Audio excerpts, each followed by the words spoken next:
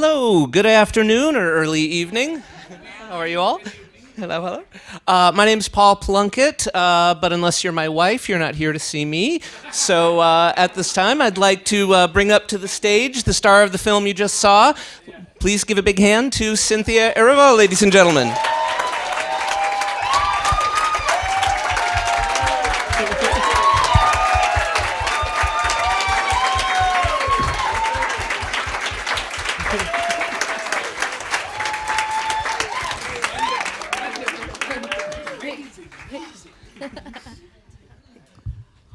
So, welcome. Thank you. So I'll start off with just a long-standing average question that gets asked at these things that every SAG member has a different answer for, but we'd like to hear yours. What was your first, how did you get your SAG card?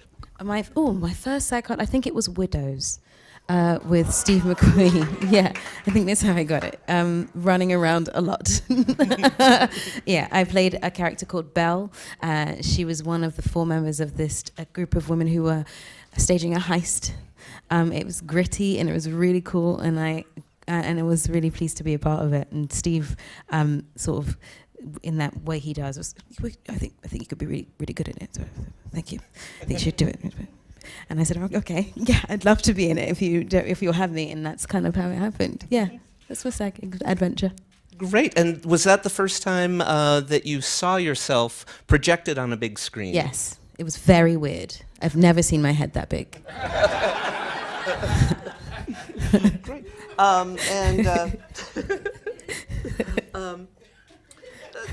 So filmmaking being such a scattered process that you're working on one movie while you're doing screenings and press for another, how do you share headspace with so many projects that you're completely immersed in? I don't know.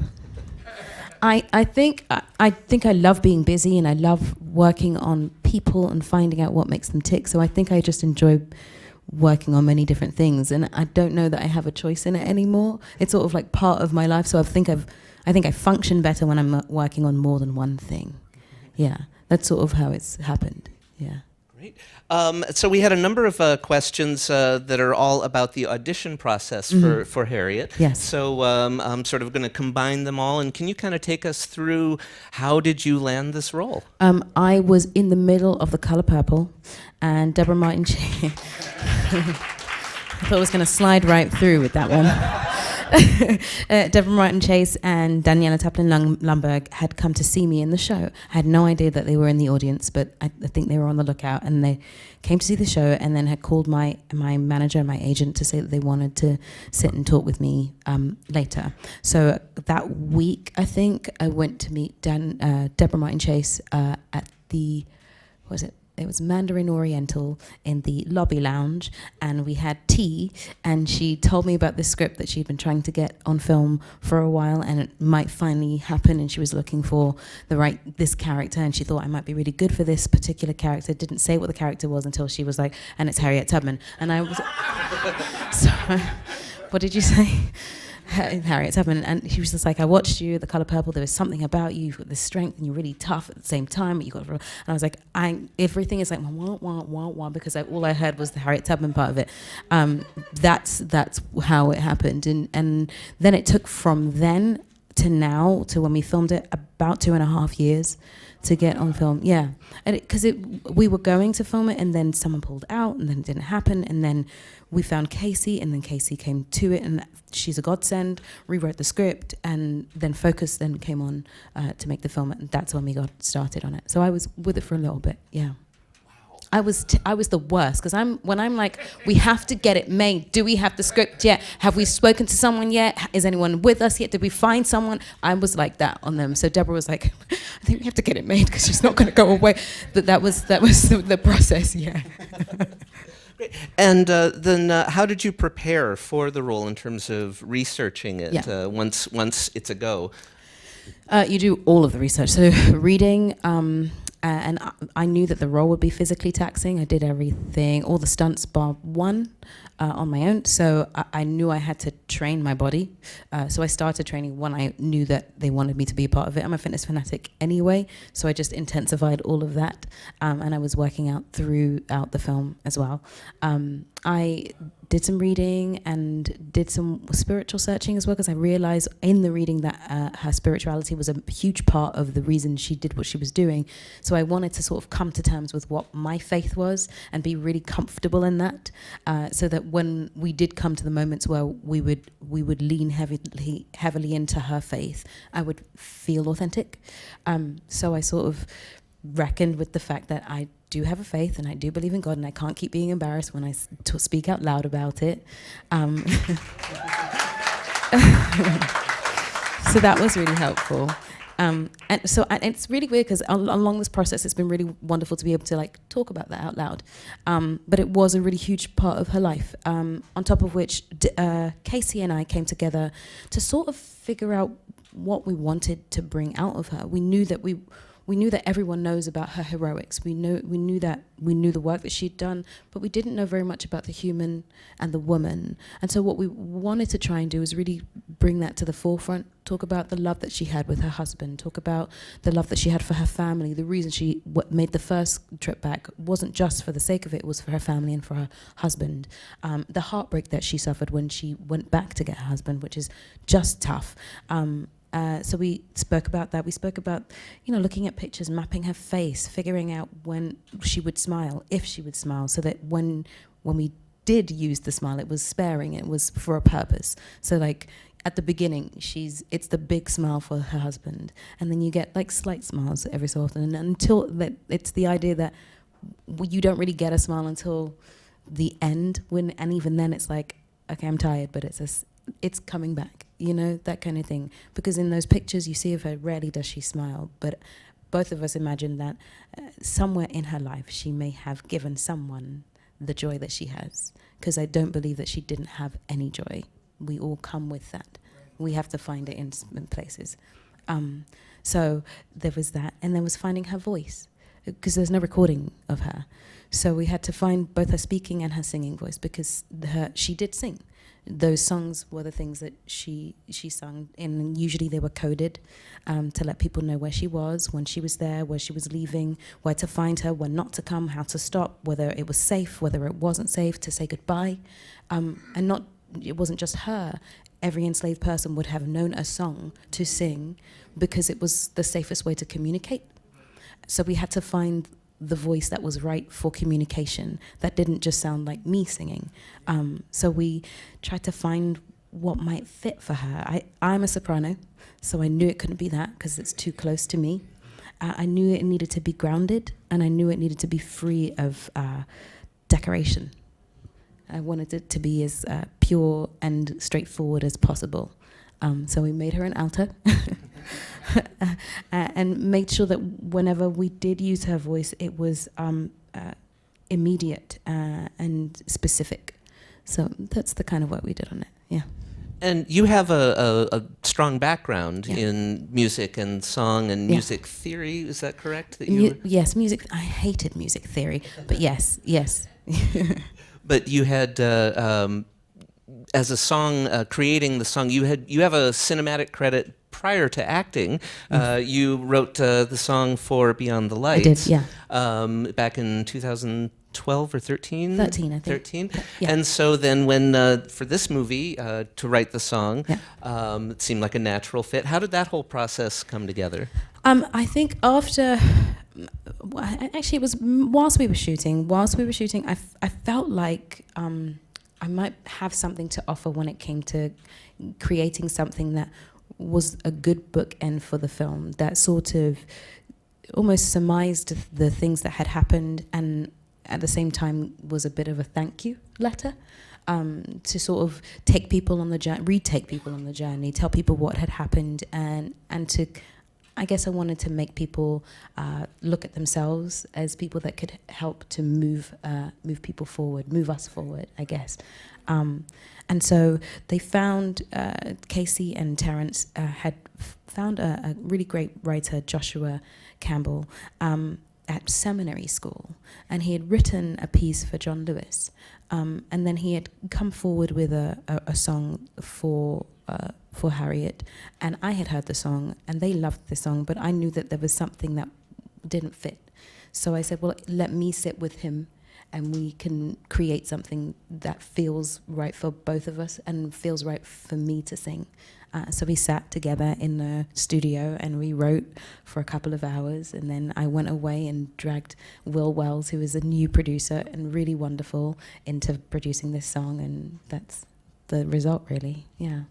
And this was after you had finished shooting the film, finished. so you'd been in the skin and you knew the character, and that's what fed it? Yeah, it was after all of that, and I was on set doing something else. So I was, again, multitasking, playing another character at the time when they confirmed that they wanted me to write the song. So I'm writing remotely and trying to get into New York to get it in the studio. So I'm like writing here, sending it to Will, like, does this sound, is this right? If we finished it, good. Okay, I'll come in the next day, I'll record it, and then I'm going to fly out the next day and get back on set. So that's kind of what it was like. But it's kind of thrilling to do stuff like that. Yeah. Wow. And now, so the shoot itself, how long did the shoot take? I think we started on I want to say the 26th of September and finished on the 5th of December. Yeah.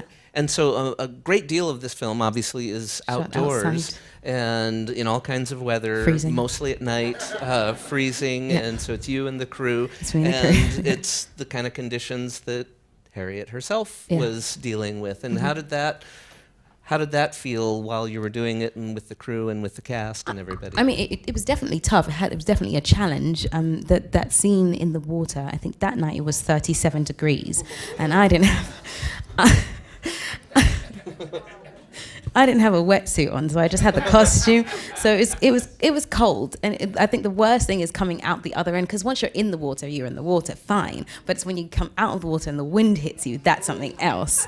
However, it didn't really matter how tough it got for me, because I always knew that I was going to be safe. So for me, it was important to try and do all of these things in these conditions, because I wanted to be as close to the subject as possible. I wanted to be as close to her experience as I possibly could, because I was trying to remove any veil that might obscure the experience and the storytelling. But I always knew in the back of my mind that I was going to be safe. And so that would be the thing that would always keep me going, because we had this saying HTH, which is Harriet Tubman hard. It was whatever I would do was never going to be HTH. So I was fine to do it. That's why, yeah. Now, the other day I was at ArcLight, and I saw they have a display, and they have one of the costumes that you wore out there. And it got me to be thinking about when you put the clothes on for the first time, and what does that do for you character-wise? For me, it changes the way I move, changes the way my body responds to things. There's something that happens when you put on a corset that you can't. It just doesn't happen when you're in modern clothes. Your body is literally distorted. It has to be that way. And so when you put that on, and you put two petticoats on that weigh almost the same amount as you, and you put your costume on top of that, and you're having to run with it, and you don't have trainers, you're in boots, and all of that. As hard as it might seem, there's something really powerful about it. There's something really powerful about the struggle of making sure you can be as efficient as you possibly can in things that shouldn't be efficient. You see what I'm saying? Because, again, it's like what a woman can do. You know what I mean? What on earth? She put her, and she was in there. There's an amazing picture, and I think it's when she's part of the suffragettes, and it's the first time I noticed it, actually, because when we were going through I was like, oh yeah, of course she would have worn corsets. But then I looked at this picture, and her waist is tiny, this way and that way, and I was like, she's in the smallest corset ever. And I was like, but she's been doing this for years. Like the work that she was doing when she was in the army, when she was a spy, when she was doing the run, when she ran back and forth. It was like to be able to do that, and to recognize and realize that, be on a horse in a corset like that, and be on a horse with the petty. It's like, but not riding side saddle. Right. like writing properly. It made me want to be fierce. Yeah. Yeah.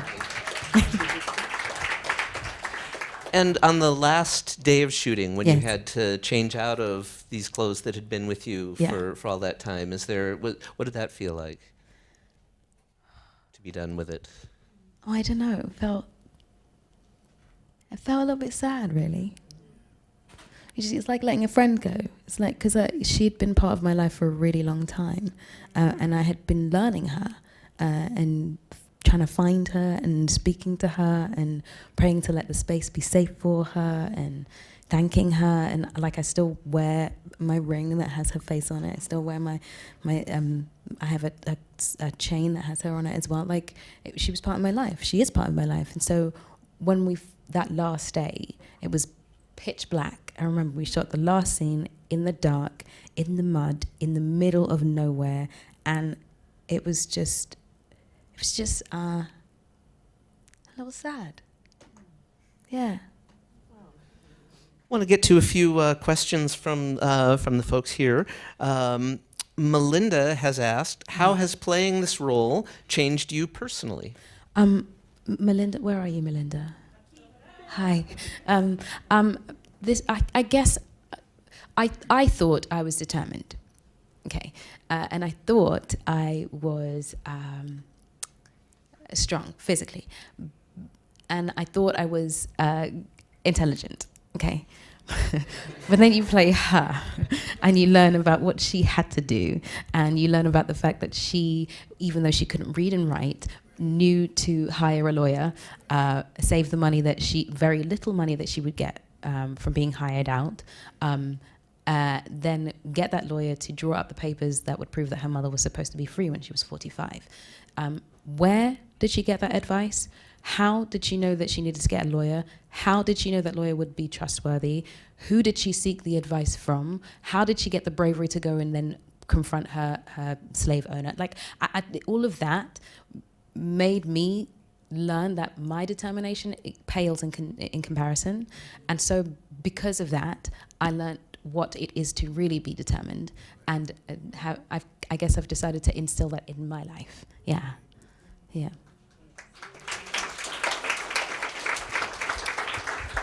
Got a question from Lashada. How did you mentally prepare for this role, and how did you decompress after filming was done? I can tell you that I was foolish and didn't completely decompress at all. I went and did 2 concerts afterwards. I finished on the 5th, went back to New York, went straight into rehearsals for a concert that started on the 17th, and then continued in the middle of that doing another rehearsal for a concert that happened on the 21st. So I didn't really decompress until I went home to my mum. Figures, always. And I guess I went back to London. I don't know, something happened and I was just ill one day. There was out of nowhere. There was no reason for it. And then all of a sudden I broke down in tears and was crying my eyes out, and I just realized that I hadn't come up for air yet. So that was when I came up for air. I guess the decompression was forced upon me. But I will not let that happen again. How I mentally prepared? I guess, like I was saying, it was trying to find out what I needed spiritually to get ready for her. Reading, learning her, speaking with Casey. Casey was my right hand. I would lean on her for everything. So we would always talk about what it is that we wanted and how we could tell the story. And so getting my head around the story that we were wanting to tell made it easier for me to get to set and be ready for her, you know?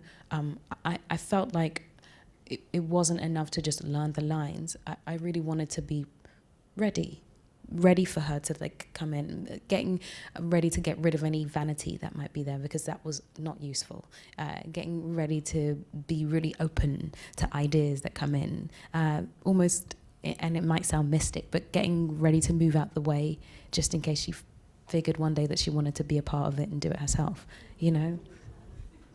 Yeah, that kind of thing. Along the same lines, go ahead. Sorry.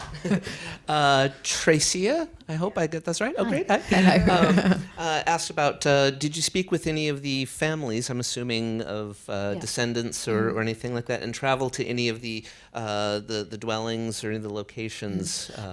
So we were filming. Richmond, Virginia is luckily close to DC, so we were able to get to DC in Maryland. I don't know why, but the African American Museum is like a safe haven.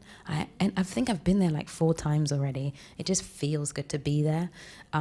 So I went there and I took a tour with someone who was brilliant, Mary, who happens to have some of her life story in the museum. And she took me around and we spent a lot of time around the Harriet Tubman display and just learning about some of the facts that I didn't know from her. And I did meet some of the family. We actually met them on the opening. I knew that they had been consulting throughout the film, but I met them in DC at the African American Museum when we opened it there. And that was awesome. That was awesome. And just to know that they were happy with us, it was really cool. Yeah. Yeah. And that there's like I met her great-grandniece, which would mean her great-great-grandniece, because she has a daughter who has a daughter. So I met that line of family. It was really cool. Yeah. Yeah. Henry's daughter, that's who it was. Henry's great-great-granddaughter. Mm-hmm. Great. We can get another one in here. Melina is asking about the differences or similarities between working on stage, in theater, or on film. Well, I guess the main difference is in theatre you get the immediate reaction from the audience. I like to think of it as the audience telling you what they want. They will tell you how they're feeling, where they are with you on the story, how they feel about you, how they feel about what's going on, and you don't really have to ask. You don't need to get that from. They'll tell you automatically with their silence or with their noise. But with film, you kind of have to rely on your instinct. And you have to trust that the people around you will lead you in the right direction. You have to trust your director, and you have to trust the characters that are working with you. That's the immediate difference. And having to wait to know what has happened. It's weird because in theatre you have complete control over what's happening because it's live, and you have both no control and all the control all at once because it's live. Anything can happen, but also you can take control when anything happens. On film, once you've committed it to film, it is up to whoever has it to do the editing. And you kind of have to wait and pray and hope that they do you justice or do it justice. So that's like relinquishing control, which is kind of fun because you kind of go, well, it's up to you and I can't do anything now. Yeah, there's a freedom in that, I guess, as well. Yeah. What's the most memorable piece of advice on acting for the screen that you have found useful? That vulnerability is my strong suit.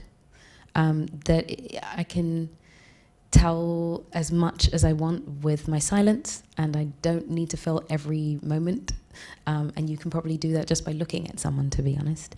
But I was given that by my acting teacher at drama school, and she said that. Because I think I kept being cast as like strong women. The trope, strong black woman, is what I kept getting. And then she was just like, that's not you. You're actually, the thing that tells the most truth about you is when you're vulnerable, when you're open. And so I just committed that to everything because I feel like I have more access when I'm vulnerable. That's it, really, yeah. And another one from Melinda. We had overlapping questions here. But what was your greatest takeaway about playing such a profound person in American history? I think the greatest takeaway from playing this particular person is that no matter how small you are, because she was 5 foot, and I'm 5'1", I have heels on today. No matter how small you are or how insignificant you may have been made to feel or how much doubt people might have in you, you have the potential to change the world. And if someone like her, who had very little means, could not read or write, and was putting herself in danger consistently, was able to, take the risk and save lives again and again and again. She made 13 trips, saved 70 people single-handedly, then went back and became the first person to lead a battalion and saved another 750 plus. In that time, we really have no excuses. We can actually do everything. We have so much at our fingertips that there's no excuse. Yeah, that's what I took away from it. Yeah.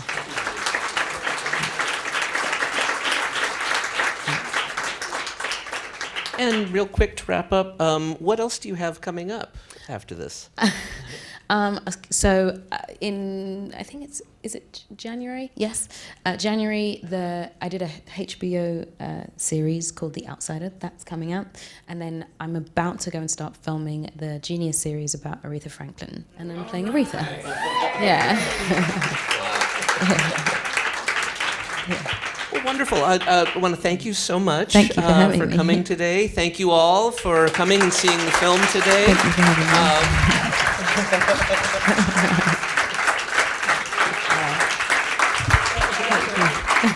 Harriet is in theaters now. You can go catch another screening right away. Tell your friends, tell your family, and thank you again. Thank you.